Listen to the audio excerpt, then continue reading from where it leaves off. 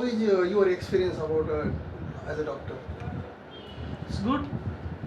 It's good. It's a noble profession. So it feels nice to help people, treat them, heal them.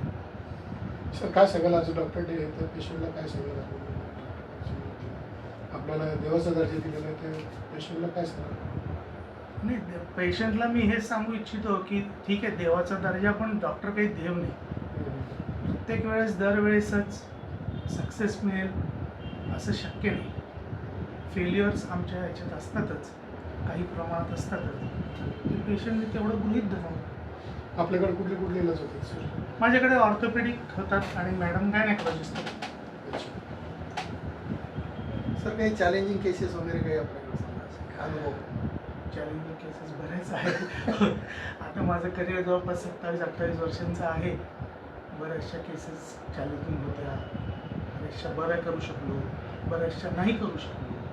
बरेच वेळा मोठ्या दवाखान्यांमध्ये पाठवा, पुढची ट्रीटमेंट घ्यावी. ह्या गोष्टी पार्ट अँड पार्सल आहे. हेच पेशंटांनी लक्षात ठेवलं पाहिजे की डॉक्टर देव ठीक आहे, पण तो त्याच्या याच्याप्रमाणे करतोच मदत, पण दरवेळेसच सक्सेस मिळेल, दरवेळेसच 100% गुण येईल असं बरेच वेळा शक्य नाही. वयाच्या आधीच आजकाल गुडघ्यांचं दुखण्याचं फार प्रमाण आहे. तर खानपान आणि काय काय सांगू शकता सर? नाही, याच्यामध्ये काय आपल्या राहणीमानाचा फार मोठा भाग आहे. याच्यात चुकीचं बसणं, जास्त खाली बसणं, मांडी घालून बसणं, आणि व्यायाम करत नाही आपण. बरेच वेळा थोडंही जवळ जायचं असलं की लगेच गाडी काढून जातो, चालत नाही. चालणं फार महत्त्वाचं आहे. एक्सरसाइज, डेली एक्सरसाइज करणं फार महत्त्वाचं आहे. डाएटच्या बाबतीत काय सांगायचं? डाएटच्या बाबतीत बॅलन्स डाएट करायला पाहिजे, डाएट घ्यायला पाहिजे, आणि अनहेल्दी फूड्स खायला नाही पाहिजे. हेल्दी फूड्स म्हणजे घरगुती बेस्ट राहतं.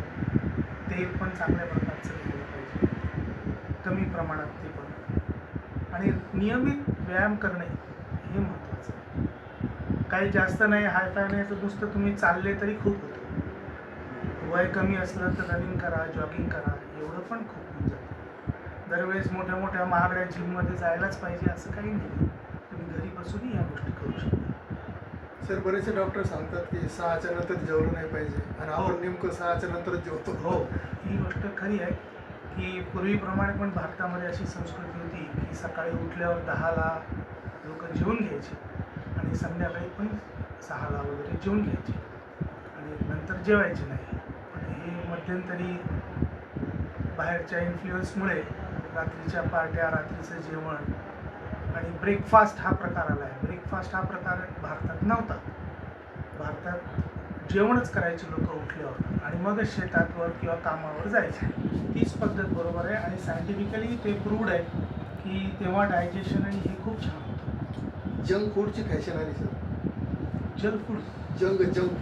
जंक फूडची फॅशन आली खूप. हो, कारण हे प्रसारमाध्यमांमध्ये यांचं ॲडव्हर्टाईज येते, आणि ते असं ॲडव्हर्टाईज करतात की ती मुलांना आवडते, मुलांच्या आयांना सोपी पडते करायला. त्यामुळे शाळेत जाताना ते केचप लावून, पोळीवर केचप लावून देणं, आता हे फारच रिडिक्युलस आहे, पण ते करतात.